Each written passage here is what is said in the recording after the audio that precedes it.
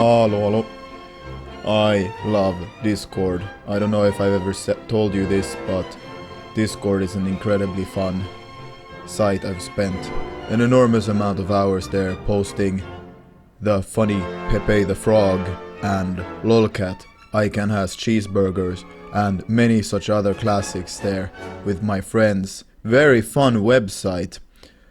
Unfortunately, I've heard some of my acquaintances refuse to use it because they leak the information. They make it available for the CIA to look at what Doge memes you post there. Terrible stuff. I don't know if I could live with myself if the government knew of all the crazy frog images I post there. It's that's a big dream of mine, is that the government actually monitored me, that I actually got to waste some idiot secret police officer's time. Government money is wasted on me. So imagine this, like FBI building, man walks in with a huge ass folder, and then he slams it on the desk, says, "Officer Clark, we have the secret information regarding subject M56Q. And the other goes, "Tom, this folder is nothing but 6,000 pages of pee-pee, poo-poo, and Minecraft jokes. I know, he's a dangerous, subversive terrorist. He wants to teach extremist ideology on the internet. We gotta monitor him." And then some guy is just, scrolling through all these Discord logs where we're talking about deadlifts that feel with no girlfriend, and the funny meme where they put the fish in the tube. You've probably seen that on Twitter. Yeah, I used to have one acquaintance on Discord who obsessed with Dyson spheres and how's religion gonna work on O'Neill cylinder space colonies in the depths of space in the year 25,000. They had these crazy ideas, and he later lost his mind after he read Aristotle, and subsequently fell into the claws of internet Catholics. Many such cases. The last I heard, he had seriously converted, isolating himself on a Discord server full of autistic Anglo e-converts, having long Aristotelian debates on Discord over the sin tally on your heaven ledger, and how to logically prove all wild animals are running around on God's script mind control, thus proving God's existence with epic facts and logic. This dude, he could cut contact with everyone else, and now just at least on Discord, except for his autistic gang of e-Catholics. And I heard that he now leaves his house once per day to go to daily mass at his Catholic church in Norway, where he rubs shoulders with Polacks and Asians. I said to him that I think it's great that he's getting out of his house and making friends, but he might as well work at the garbage disposal if he wants to get brain damage from the poisonous fumes he's inhaling in the form of autistic Discord content, and meanwhile rubbing elbows with Polacks and Asians. I mean, Aristotle has ruined more thinkers' minds than LSD, and at least the latter is easier to control as a harmful substance. Because that devil spawn Aristotle has done his best to corrupt all doctrine in theology since the dawn of civilization.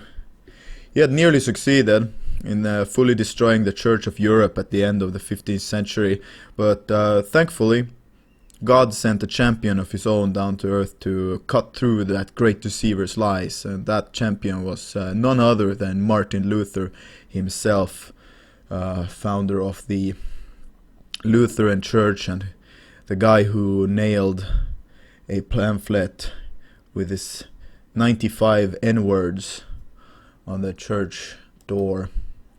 I'm gonna read some of these. These are actual quotes that Martin Luther wrote about Aristotle.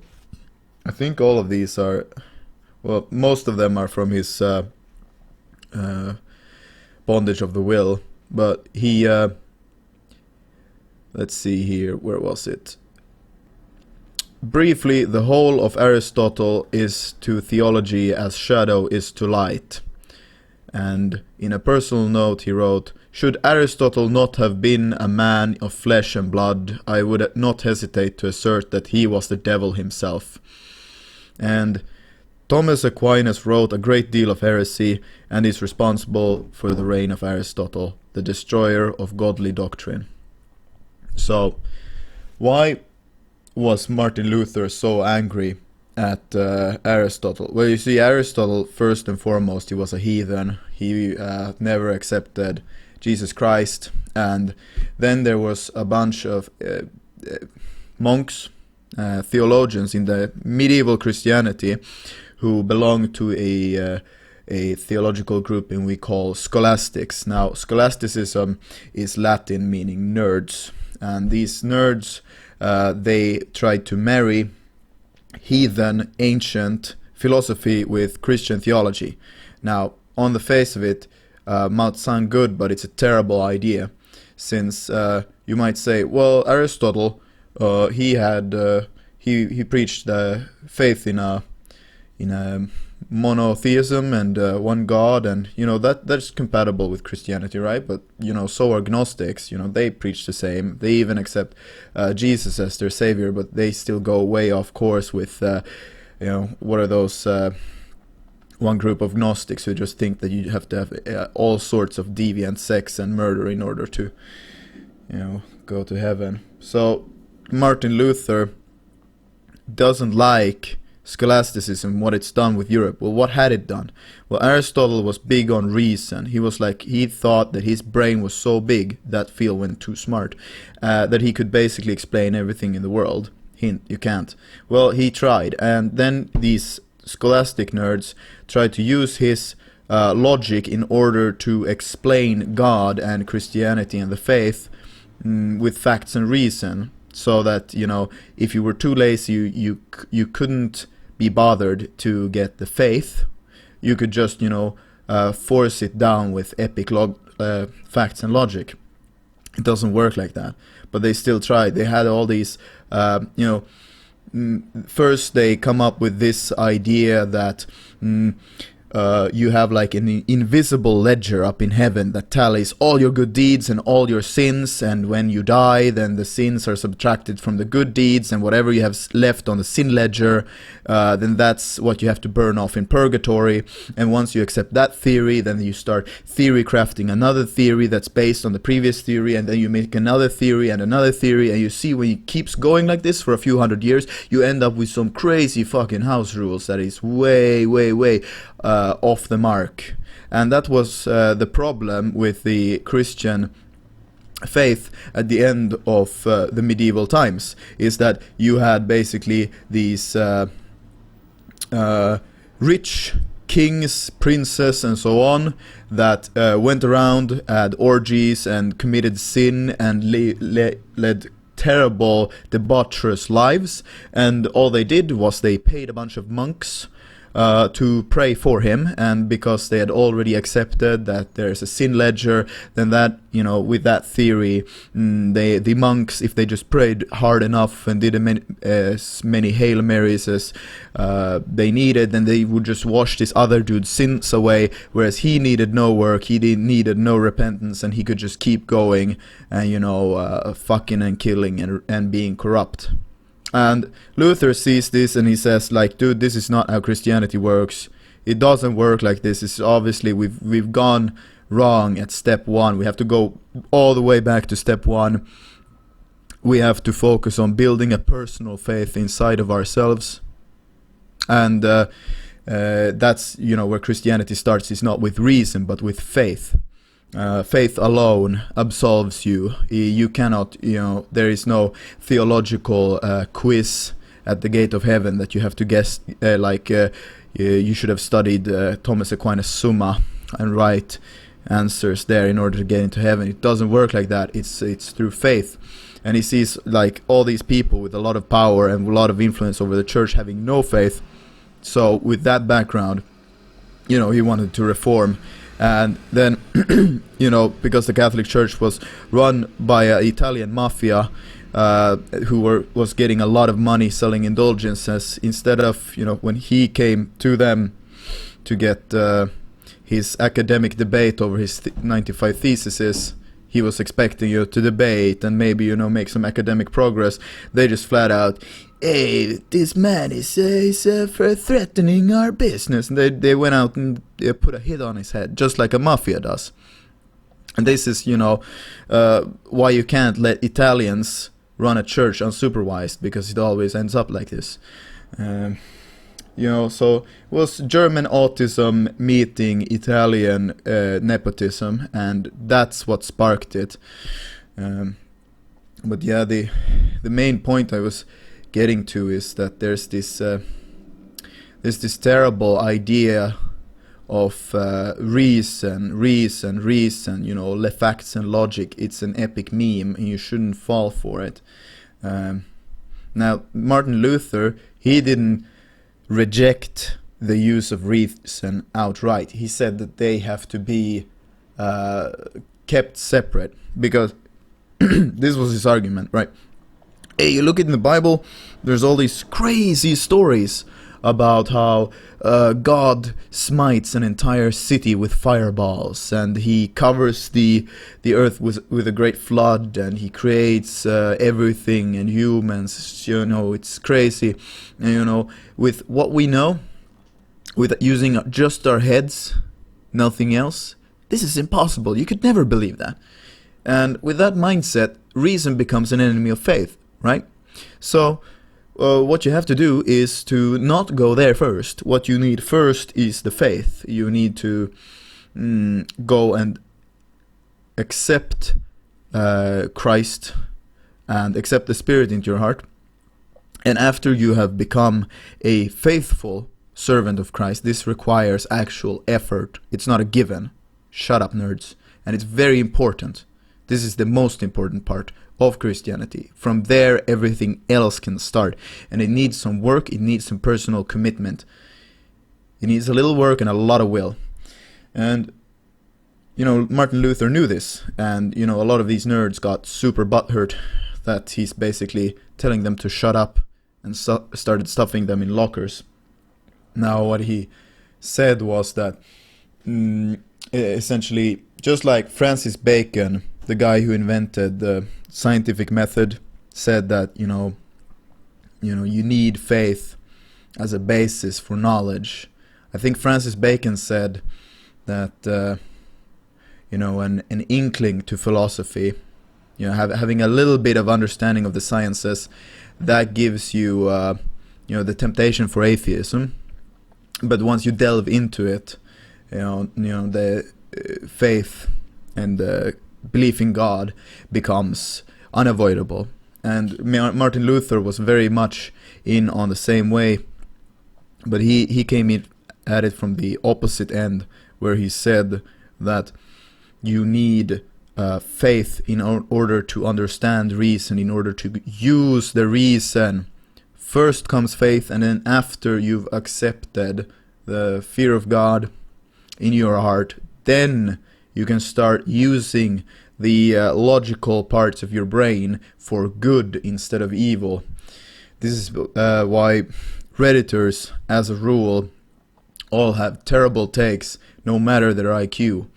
It's amazing how people who have far higher IQ than me probably come with such dumb takes, and there is probably because they haven't unlocked the ability to use their reasoning faculties yet.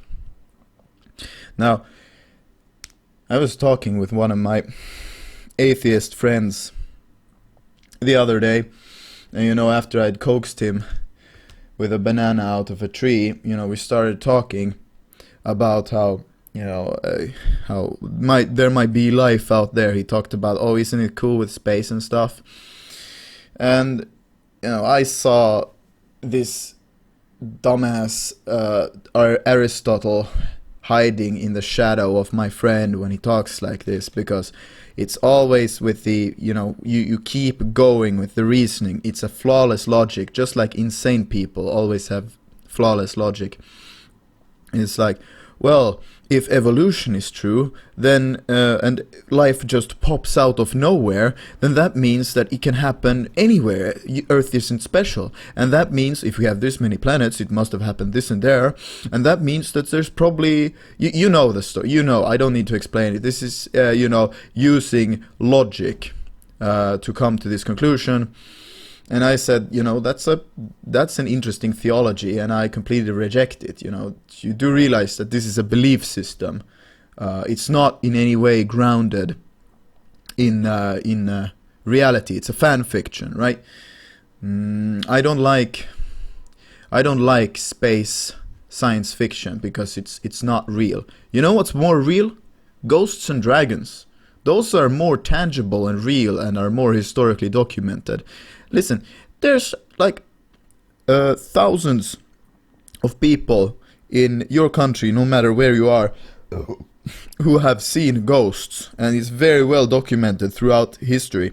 And you have all these civilizations going back through history who have completely, no contact with each other, going back thousands of years, who all have tales and pictures and little clay figurines of dragons, right? So we have a lot of evidence suggesting the existence of dragons, but nobody's ever seen a fucking Dyson sphere.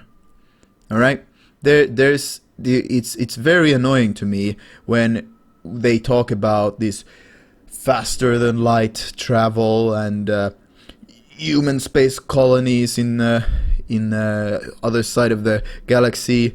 It's like, it's never gonna happen, man. It's never gonna happen. We can barely, with today's society, sustain the current technological level we're on. It's all downhill from here.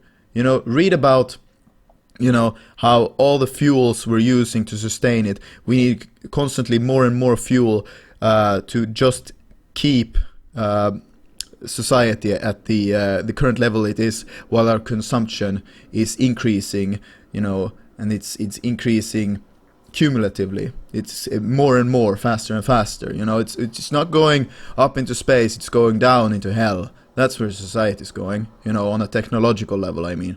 So just drop the science fiction. It's very bad theology. It's just cope. It's cope because you can't deal with the fact that your materialistic, empty worldview offers nothing to believe in on this planet, and you have nothing in your soul but the void, and you have to go out and seek the void in your theology as well, so you just escape into space. And I believe that the space is where the smallest minds go to hide from reality.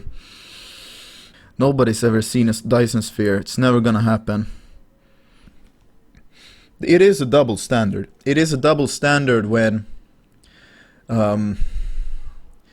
you're expected to take, intelligent life existing out there as a plausible idea, but when you say that, hey, maybe angels and demons are out there, then that's a laughable idea.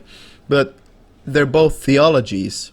They're both beliefs that lack any reason for you to believe in it. It's something accepted based on faith, and in my experience I've seen far more evidence for demons being here than I have ever seen any evidence for aliens. That's another thing. There's a guy called Seraphim Rose whose books I've seen being shilled on Twitter, where he talks about the demons having always being around us and visited us and haunted us, but because we became secular, we needed a new explanation for these sightings, so we came up with UFOs and aliens. So when people see UFOs, they go, when they see demons, they go, oh, this is a UFO, because it's a secular explanation that fits into the current theological view of the universe.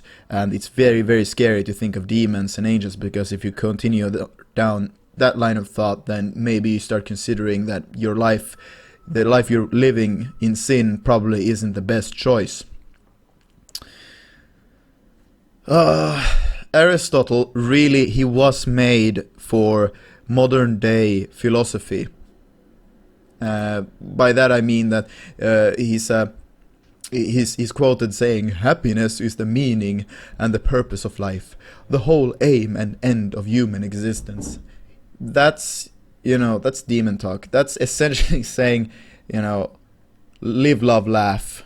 That's him. That's Aristotle. Every time you see at a girl's house, live, love, laugh on the wall, you should just put the Aristotle under it, so you know who to attribute the quote to. And he is really the philosopher of modernity. And always when talking about Aristotle, do like Luther and put, as a prefix before his name, the heathen or the devil spawn Aristotle, who did blah blah blah. So yeah, today's lesson: why I'm a Lutheran, why space is gay, why Aristotle is of the devil. And I'm here to remind you to keep your feet on the ground and your eyes on heaven, and bully everyone who talks about Dyson spheres. Give them a wedgie for me. Thank you.